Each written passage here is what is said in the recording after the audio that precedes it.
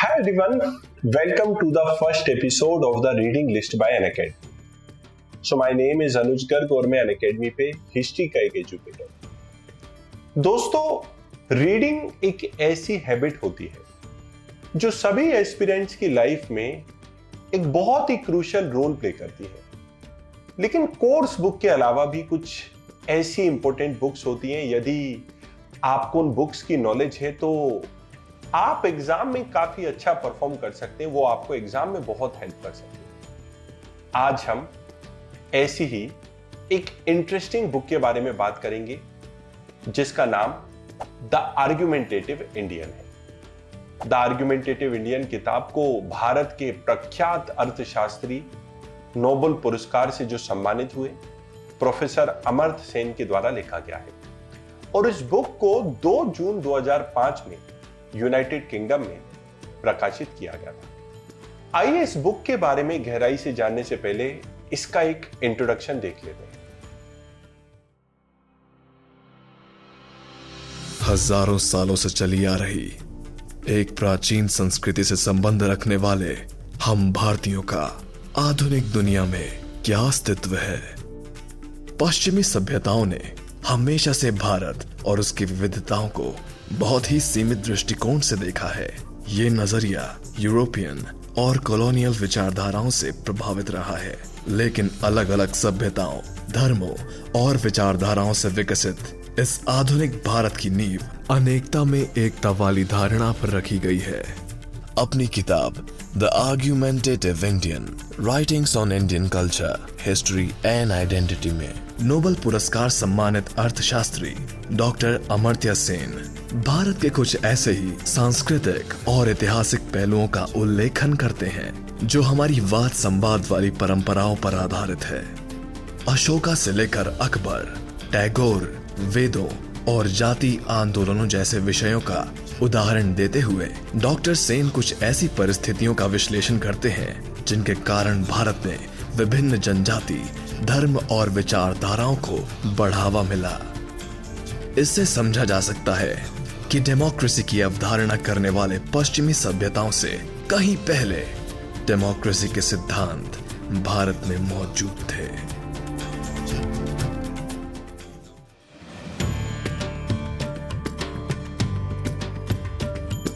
जब भी एक देश किसी भी दूसरे देश पे शासन करता है तो उसके ऊपर एक लगातार दबाव बना होता है कि वह अपने शासन को कैसे जायज ठहराएगा।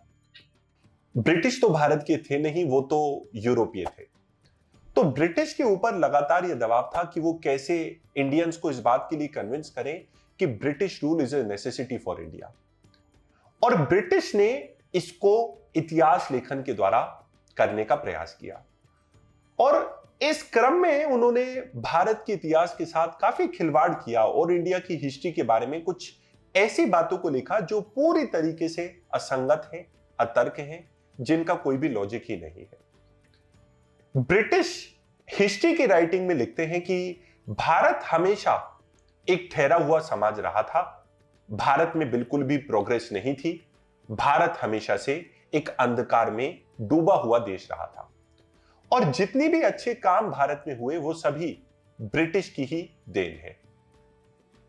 एक तरफ जहां पे उन्होंने इंडियन सोसाइटी को क्रिटिसाइज किया तो दूसरी तरफ उन्होंने वेस्टर्न कल्चर को प्रमोट करा, दूसरी तरफ उन्होंने वेस्टर्न कल्चर को बहुत ज्यादा अच्छा माना।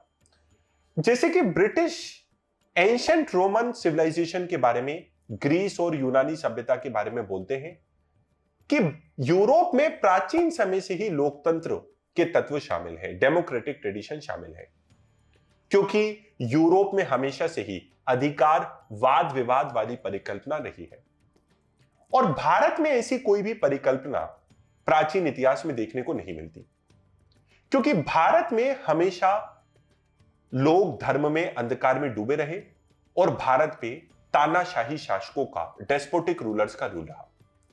लेकिन गहराई से इस बात को देखने में यही प्रतीत होता है कि शायद ब्रिटिश ने इंडिया की हिस्ट्री को लिखते समय केवल इसी बात का ध्यान रखा कि उनका रूल कैसे जस्टिफाई हो और शायद उन्होंने तथ्यों के साथ खिलवाड़ किया। प्रोफेसर सेन ने अपनी किताब द आर्गुमेंटेटिव इंडियन में काफी सारे ऐसे उदाहरणों को दिया है जो इस बात को प्रूव कर देता है कि भारत में वाद विवाद आर्गुमेंटेशन की परंपरा बड़े इनिशियल फेज प्राचीन समय से ही मौजूद थी। अब यह अपने आप में बड़ा एक क्रांतिकारी लेख है, यह अपने आप में बड़ा रेडिकल क्लेम है, क्योंकि एक तरफ पूरे वेस्टर्न वर्ल्ड यह मान के चलता है कि भारत में यदि ब्रिटिश नहीं आए होते तो भारत में कभी भी डेमोक्रेसी आती ही नहीं। दूसरी तरफ प्रोफेसर अमर्त्य सेन बोलते हैं कि भारत में लोकतंत्र की जड़ प्राचीन समय से ही मौजूद थी। इसलिए यह किताब एक क्रांतिकारी किताब हो जाती है, क्योंकि यह ना केवल हमें प्राचीन इतिहास के बारे में बताती है बल्कि हमारी सोचने के तरीके में भी एक फंडामेंटल चेंज ले आती है कि भारत में शुरुआत से ही लोकतांत्रिक परंपरा रही थी और भारत में लोकतंत्र केवल पश्चिम की देन नहीं था।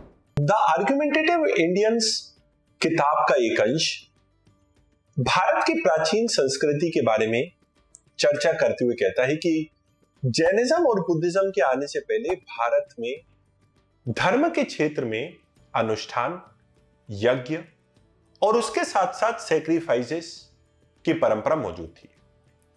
लेकिन जैनिज्म और बुद्धिज्म का उदय जब होता है तो महात्मा बुद्ध और महावीर स्वामी धर्म में अनुष्ठान और सैक्रिफाइसेस को उतना ज्यादा महत्वपूर्ण नहीं मानते। अब देखिए, काफी इंटरेस्टिंग बात है कि समाज का एक पक्ष धर्म में अनुष्ठान और यज्ञ की परंपरा को मानता है और समाज का दूसरा पक्ष अनुष्ठान और यज्ञ की परंपरा में विश्वास नहीं करता है। ऐसा वाद विवाद की सिचुएशन आप लोगों को इतने प्राचीन समय में शायद भारत के अलावा किसी दूसरे देश में देखने को नहीं मिलेगी। हम भला सुकरात नाम के महान दार्शनिक को तो जानते ही हैं। तो सुकरात को जब जहर का प्याला पीना पड़ा था तो उसकी गलती क्या थी? सुकरात ने अपने समय से विपरीत विचार दे दिए थे और उसके चलते उसको जहर का प्याला पीना पड़ा था।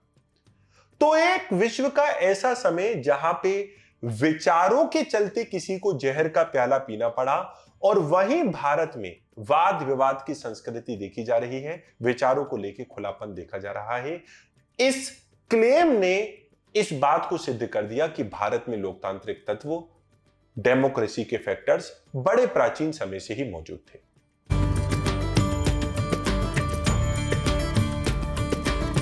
देखिए, जब भी हम किसी भी एक डेमोक्रेटिक नेशन, एक लोकतांत्रिक देश के बारे में सोचते हैं तो सबसे पहले हमारे मन में यही ख्याल आता है कि एक लोकतांत्रिक देश, एक डेमोक्रेटिक नेशन होता कैसा है।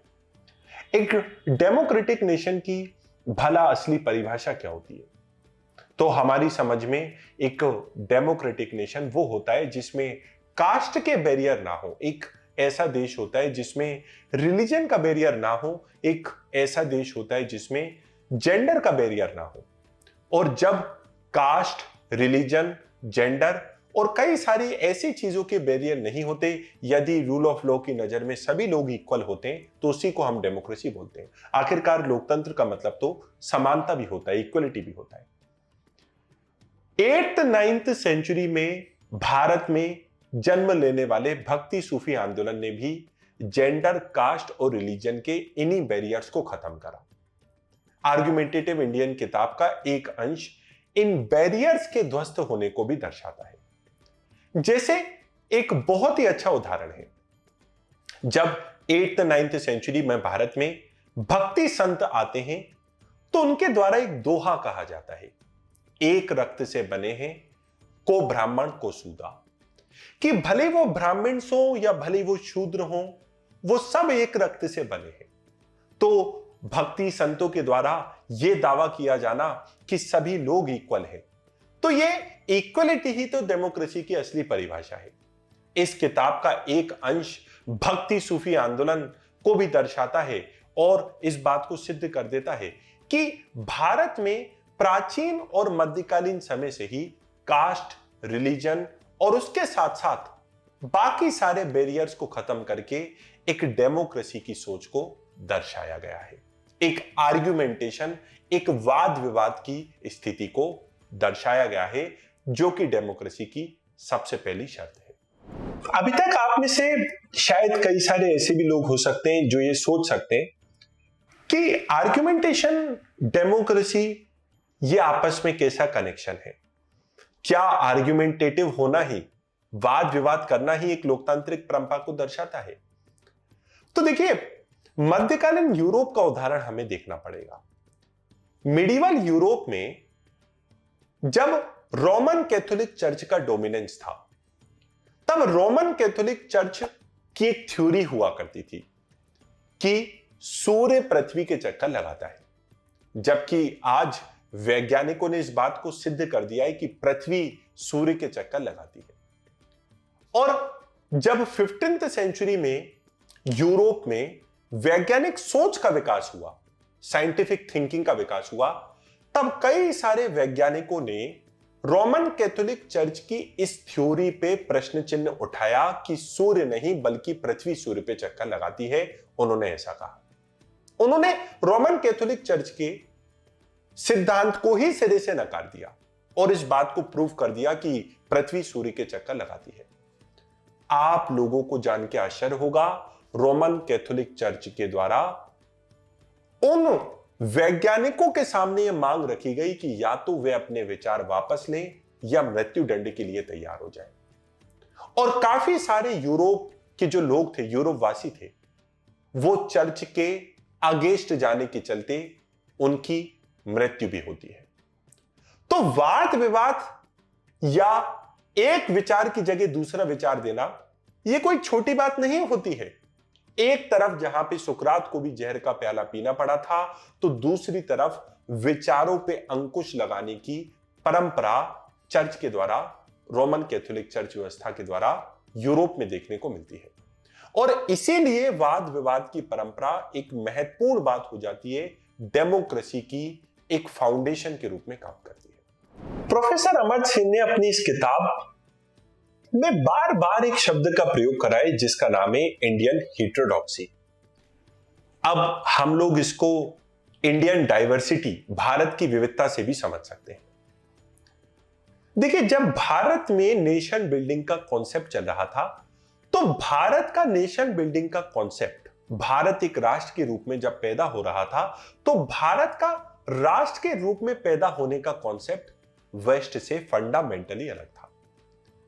वेस्ट ने जिस मॉडल का प्रयोग करा वो एक भाषा एक राष्ट्र का मॉडल था। One language one nation. German भाषा जर्मनी राष्ट्र, फ्रेंच भाषा फ्रांस राष्ट्र। मतलब वेस्टर्न नेशन ने जिस मॉडल पे अपने नेशन बिल्डिंग करी थी वो होमोजेनिटी का मॉडल था, एक रूपता का मॉडल था। एक भाषा, एक धर्म, एक राष्ट्र। वहां पे एक रूपता का मॉडल चला। अगर आप समान भाषा रखते हो तो आप एक राष्ट्र हो, अगर आपका समान धर्म है तो आप एक राष्ट्र हो।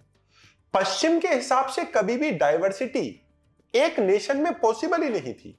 और इस किताब में बार बार जिस शब्द का प्रयोग किया गया है, इंडियन हेटेरोडॉक्सी, शायद प्रोफेसर अमर्त्य सेन इस वर्ड का बार बार प्रयोग करके हमें यही बात याद दिलाना चाहते हैं कि भारत में नेशन बिल्डिंग कल्चरल डाइवर्सिटी के मॉडल पे हुई थी।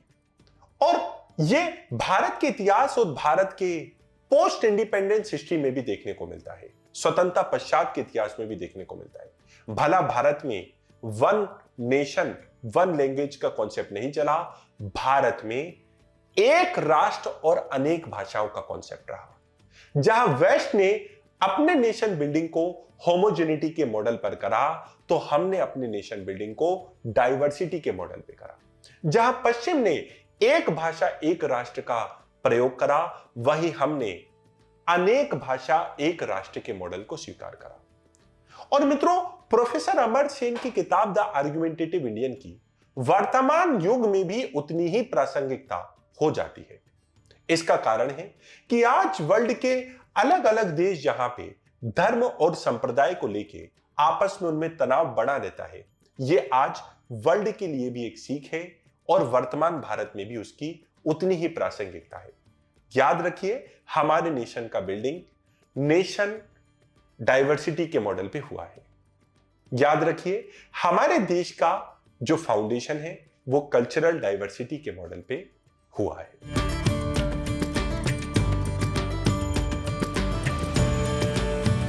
तो अंकिता हजारिका जी ने एक बड़ा ही अच्छा प्रश्न पूछा है On what basis it can be said that Indians were inborn democrats? कि इस बात को कैसे सही सिद्ध किया जा सकता है कि भारत के लोग शुरुआत से ही लोकतांत्रिक मूल्यों के रहे थे, लोकतांत्रिक परंपरा के रहे थे? या एक अच्छा शब्द आपने प्रयोग किया, Indians were inborn Democrats, Bharat के लोग जन्मजात से ही लोकतांत्रिक परंपरा के रहे थे। तो देखिए, लोकतांत्रिक परंपरा का मतलब दरअसल वाद विवाद से ही होता है, क्योंकि इंडिया में शुरुआत से ही आर्ग्यूमेंटेशन की पॉसिबिलिटी मौजूद थी। भले हम जैनिज्म बुद्धिज्म के राइज को देखें या भले हम भक्ति सूफी आंदोलन के दौरान देखें, और इसी बेसिस पे ऐसा कहा जा सकता है कि आर्ग्यूमेंटेशन की परंपरा शुरुआत से मौजूद थी, इसलिए इंडियंस इनबॉर्न डेमोक्रेट्स थे। तो मैं हर्ष कुमार के एक और इंटरेस्टिंग क्वेश्चन को आप लोगों के लिए पढ़ता हूं। Can we say that the narrator also describe the concept of composite culture? Can it also be sustain from the previous time? तो हर्ष का पूछना है कि क्या ऐसा कहा जा सकता है कि ऑथर ने, प्रोफेसर सेन ने अपनी इस किताब में भारत की समन्वय संस्कृति को भी दर्शाया है? तो बिल्कुल ऐसा कहना सही होगा। भारत की समन्वय संस्कृति को भी ये पूरी चीजें दर्शाती है। आखिरकार अनेक राजाओं का भारत में आना, अनेक राजाओं को भारत से जाना, भारत को तलवार की दम से जीत लेना, लेकिन सभ्यता और संस्कृति के दम पे ना जीत पाना, बल्कि सभ्यता और संस्कृति के दम पे उनको भारत में ढलना ही पड़ा था। तो ये भारत में कॉम्पोजिट कल्चर के राइज को दर्शाता है, भारत में समन्वय संस्कृति के उदय को दर्शाता है। एक और इंटरेस्टिंग क्वेश्चन आलोक कुमार ने पूछा है, और उनका क्वेश्चन है कि क्या इंडिया में कल्चर सस्टेनेबिलिटी जो देखी जाती है वो इस बुक का एक खासियत है? तो देखिए, प्रोफेसर सेन ने भारत की समन्वय संस्कृति के साथ साथ इस बुक में कैसे इंडिया में कंटिन्यूटी देखी जाती है उसके बारे में भी उन्होंने अपने विचारों को प्रस्तुत किया है। और देखिए, वाकई में एक ऐसी सभ्यता ही तो अपने कल्चर को और अपनी पास्ट ट्रेडिशन को, अपने वैल्यूज को प्रिजर्व करके रख पाएगी जिसमें सोचने को लेकर स्वतंत्रता हो। भला एक सभ्यता जिसमें सोचने की, वाद विवाद की परंपरा ही नहीं है, वो कैसे अपने कल्चर को सस्टेन रख पाएगी? जब आप दूसरों के विचारों को लेकर टॉलरेंट होगे, वाद विवाद की पॉसिबिलिटी होगी, तो ही आपका कल्चर सस्टेन हो पाता है। तो बिल्कुल ऐसा कहा जा सकता है कि इस बुक में एक मैसेज भारत की प्राचीन संस्कृति का वर्तमान समय तक उसकी रेलेवेंस और उसकी सस्टेनेबिलिटी का भी है। तो दोस्तों, इसी के साथ खत्म होता है द रीडिंग लिस्ट का पहला एपिसोड। यदि ये एपिसोड आपको पसंद आया तो लाइक, शेयर कीजिए और कमेंट के द्वारा अपना फीडबैक भी नोट कीजिए। हम अगले हफ्ते फिर आप लोगों के साथ ऐसी ही एक बुक के बारे में डिस्कशन करने के लिए आएंगे जो सभी एस्पिरेंट्स को जरूर पढ़ना चाहिए।